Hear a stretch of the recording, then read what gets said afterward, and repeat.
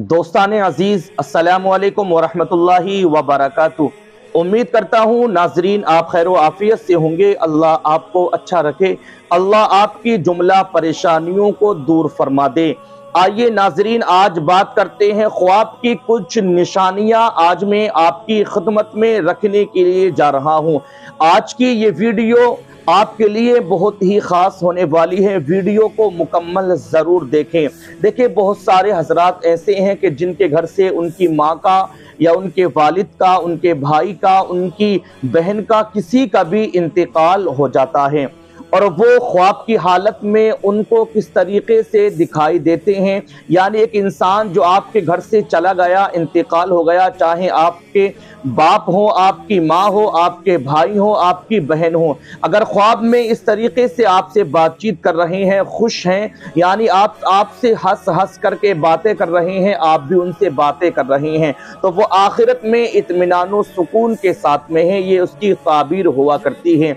एक ख्वाब आपने ऐसा देखा कि यानी मरने वाला आपसे कपड़े मांग रहा है, यानी कपड़े का मुतालबा कर रहा है, खाने का मुतालबा कर रहा है, यानी कोई चीज आपसे तलब कर रहा है ख्वाब की हालत में, तो आप उस वक्त में क्या करेंगे? जैसे ही आप सुबह को उठेंगे तो उसके लिए सदका व खैरात करेंगे, यानी सदका व खैरात करेंगे, उसके लिए आपको दुआए मगफिरत करेंगे।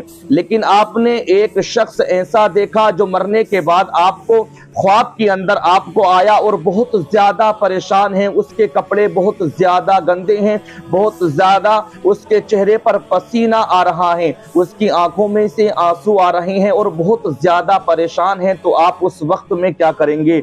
देखिए जब किसी का इंतकाल हो जाता है तो हम 10 या 20वें तक या 40वें तक उसको याद करते हैं, हद तक के यहाँ तक के साल भर उसको याद करते हैं, उसके बाद में उसको भूल जाया करते हैं। ये हमारी एक फितरत है। लेकिन होना तो ये चाहिए जब किसी का इंतकाल हो जाता है तो उसके लिए मगफिरत की दुआ करनी चाहिए।